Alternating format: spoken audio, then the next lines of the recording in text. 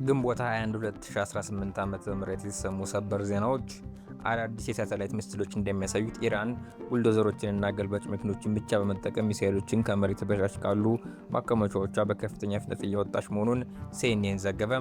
ይህ እርምጃ ከፍተኛ መጠን ያለው የአሜሪካና የእስራኤል ጦር መሳሪያ የበለውን ወታደራዊ ስትራቴጂ ዋጋ አልባ ያደረገ ሲሆን የፕሬዚዳንት ትራምፕ የኢራን ጦር መሳሪያ ክምችት አውድመናል የሚለው ንግግር ጥያቄ ውስጥ ጥሎታል።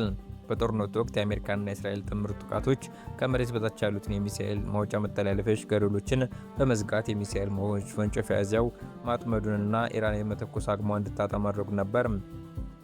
አሁን ላይ ግን ኢራን ቀላል የሆኑ የምህንድስና መገልገያዎችን በመጠቀም ፍርስራሾችን በማንሳት ወደ ሚሳኤል ክምችቶቿ እንደገና እየደረሰች ሲሆን የተጣሉባትን የተዘጉ መተላለፊያዎች ስትራቴጂ በተግባር እያፈረሰች ይገኛል። በትግራይ ክልል ወጣቶች በግዴታ ለውትድርና የተመለመሉ መሆኑን በመግለጽ ነዋሪዎች፣ ተቃዋሚ ፓርቲዎችና የሰብአዊ መብት ተሟጋቾች ስጋታቸውን ገለጹ። በትግራይ ክልል በተለያዩ አካባቢዎች ወጣቶችን በግዴታ ወደ ውትድርና የማስገባት ዘመቻ የተካሄደ መሆኑን የሚጠቁሙ ሪፖርቶች መውጣታቸውን ተከትሎ ነዋሪዎች፣ ተቃዋሚ የፖለቲካ ድርጅቶችና የሰብአዊ መብት ተሟጋቾች በክልሉ ውስጥ ከፍተኛ ፍርሃትን፣ ውጥረት መንገሱን አስጠነቀቁም። ስማቸው እንዳይጠቀስ የፈለጉ በርካታ የክልሉ ነዋሪዎች አዲስ ስታንዳርድ እንደገለጹ ወጣቶችን ለወታደራዊ አገልግሎት ለመመልመል የተቀናጁ ዘመቻዎች የተካሄዱ ነው። ይህም ቤት ለቤት የሚደረጉ ፍተሻዎችን፣ እስራቶችንና የተመለመሉ ወጣቶችን ወደ ማሰልጠኛ ማዕከላት መጓጓዝን ያካተተ ነው ብለዋል። ዩሮ ቦንድ ድርድር አሁንም ያለ ውጤት ተበተነም። ኢትዮጵያ በታሪኳ ቦንድ ሽጣ ወስደው የነበረውን $1 ቢሊዮን መልሶ ለመክፈል ስታደርገው የነበረው ሌላ ዙር የሽግሽግ ድርድር ያለ ውጤት ተቋጭቷል። የገንዘብ ሚኒስቴር እንዳስታወቀው የግል አበዳሪዎች ሰጥተውት የነበረው የብድር መክፈያ ሽግሽግ ቅድመ ሁኔታ በመንግስት ሆነ ከመንግስታዊ አበዳሪ ሀገራት መርህ ጋር የማይጣጣም መሆኑ ያስማማል የሚለውን ራሱን ውጥን ፕሮፖዛል አቅርቦ ነበር።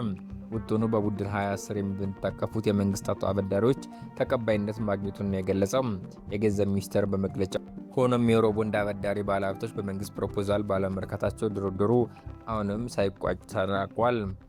ኢትዮጵያ እንደ አውሮፓውያን አቆጣጠር በ2014 ቦንድ ሽጣ የወሰደችው ብድር በ2024 መክፈል ይጠበቅባት ነበር። ሆኖም አገሪቱ ከመንግስታትና የግል አበዳሪዎች የመክፈል ሽግሽግ በመጠየቋ ገንዘቡ ተመልሶ አልተከፈለም። መንግስት ዕዳው እስከ 2029 እንዲቆይለት ፍላጎት አለው።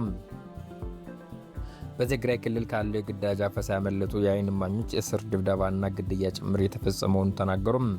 የአዲግራት ከተማ ነዋሪ የሆነ 27 ዓመት ወጣት ጎይተም ገብረስላሴ ከመቀለና ከመኖሪያ ከተማ የሚገዛቸው ቡናና በርበሬ ወደ ዛላምበሳ ከተማ እየወሰደ በመሸጥ የሚተዳደር ነው። ጎይቶም በትግራይ ክልል እና በኤርትራ ድንበር ወደምትገኙ ዛላምበሳ በሳምንት 2 ጊዜ እየተመላለሰ የንግድ ስራውን ሲያከናውን ከዚህ ቀደም የከፋ ችግር አልገጠመውም። በዚሁ ከተማ በሚገኝ ሻይ ቤት ውስጥ ከ6 ጓደኞች ጋር ባለፈው ሳምንት ረቡዕ ግንቦት 12 2018 ረፋድ ተቀምጦ የተጫወተው ባለበት ያጋጠመው ክስተት ግን ያልጠበቀው ነበር። በዚህ ዕለት እርሱ ቲዲኤፎች ብሎ የሚጠራቸው የትግራይ ሰራዊት አባላት ድንገት ወደ ሻይ ቤቱ ተከታትለው ይገባሉ። ዱላና መሳሪያ የያዙት እነዚህ የሰራዊት አባላት ወደ ሻይ ቤቱ ከገቡ በኋላ ወጣቶችን ወደ ውጭ እንዲወጡ ትዕዛዝ እንደሰጧቸው ጎይቶም ይናገራሉ። ትዕዛዙን አልቀበልም ያሉት ወጣቶች ከሰራዊቱ አባላት ጋር የገጠማቸው ምላሽ ድብደባ እንደነበር ጎይቶም ለኢትዮጵያን ሰሌድ ገልጿል። እርሱን ጨምሮ በዚህ መልኩ ከየቦታው የተያዙ ሰዎች እስከ 9 ሰዓት በአንድ ቦታ እንዲቆዩ ከተደረጉ በኋላ በቅጥቅጥ የህዝብ ማመላለሻ አውቶቡሶች በመጫን ሐይቅ መሳል ወደ ተባለ ቦታ መውሰዳቸውን ጎይቶም ያስረዳል። በአውቶቡሶች ተሳፍረው የነበሩ አብዛኞቹ ወጣቶች እንደሆኑና ቁጥራቸው በግምት 70 እንደሆኑ አክለዋል። በትግራይ ክልል ሰራዊት አባላት ታጅበው የተወሰዱት እነዚህ ወጣቶች መዳረሻቸው የሆነ ወታደራዊ ማሰልጠኛ ጣቢያ ነበር።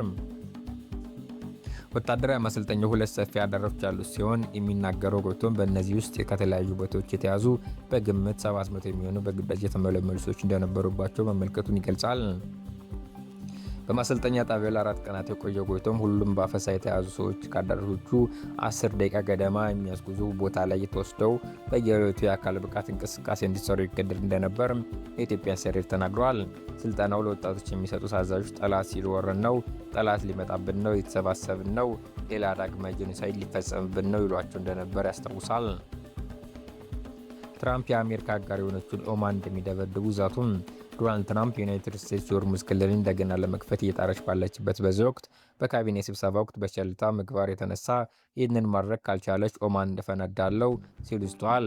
የዩናይትድ ስቴትስ ፕሬዚዳንት ይህን ስጋት የያዙት በኢራንና በኦማን መካከል በተደረገ ውይይት በወሳኝ የውሃ መስመር የሚያልፉ መርከቦች በጋራ ለማስከፈል መስማማታቸው ከዘገቡ በኋላ ነው።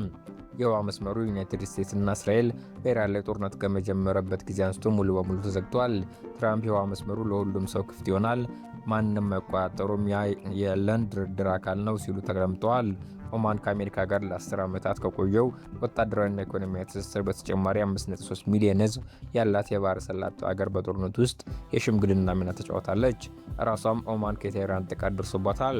ከዓለም የነዳጅ አቅርቦቶች ውስጥ 1/5 የሚይዘው የባህር ዳርቻ ከየካቲት ወር መጨረሻ ጀምሮ በኢራን ተዘግቷል። ይህም ዓለም አቀፋዊ ኃይል ቀውስ አስከትሏል። ቴህራን ኦማን በባህር ዳርቻዎች ውስጥ ከሚያልፉ መርከቦች የሚሰበስቡትን ዘዴ እንድትደግፍ ማሳመን ትፈልጋል ሲል አሶሺየትድ ፕሬስ በቅርብ ቀናት ውስጥ የክልሉን ባለስልጣናት ጠቅሶ ዘግቧል። አሜሪካና ኢራን ወደ ስምምነት ለማምጣት ኳታር፣ ኦማን፣ ፓኪስታን ጥረት እያደረጉ ነው። አንዳንዴም ለስምምነት ጫፍ ደርሰዋል። ድርድሩ የተጠናቀቀ ነው እየተባለ ቢነገርም መሬት ላይ ግን እርስ በርስ የተጠቃቁ ነው። ባለፉት ቀናት አሜሪካ በኢራን ይዞታዎች ላይ አዳዲስ የአየር ጥቃቶች የፈጸመች ሲሆን ኢራንም በበኩሏ የአጸፋ እርምጃ በመውሰድ የአሜሪካ ይዞታዎችን ኢላማ አድርጋለች።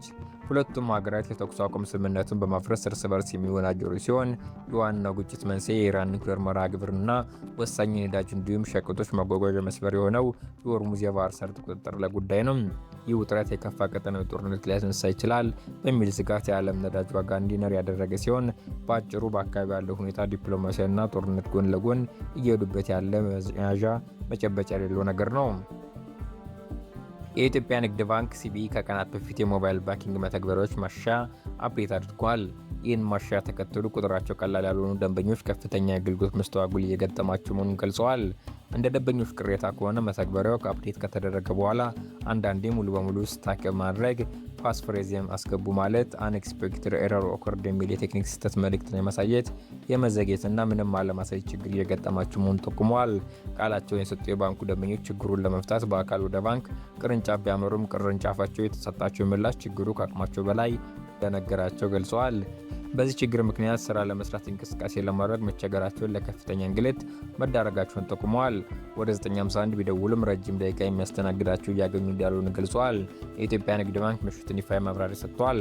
አዲስ መተግበሪያ በማስተዋወቁ ምክንያት በተወሰኑ ደንበኞች ላይ የአገልግሎት መስተጓጎል ማጋጠሙን አምኖ ይቅርታ የጠየቀ ሲሆን ችግሩን በአፋጣኝ ለመፍታት ርብርብ እያደረገ መሆኑና ደንበኞች በ951 የጥሪ ማዕከል ወይም ባዘጋጀው ዋትስአፕ ማህበራዊ ገጽ በኩል ድጋፍ ማግኘት እንደሚችሉ አስታውቋል።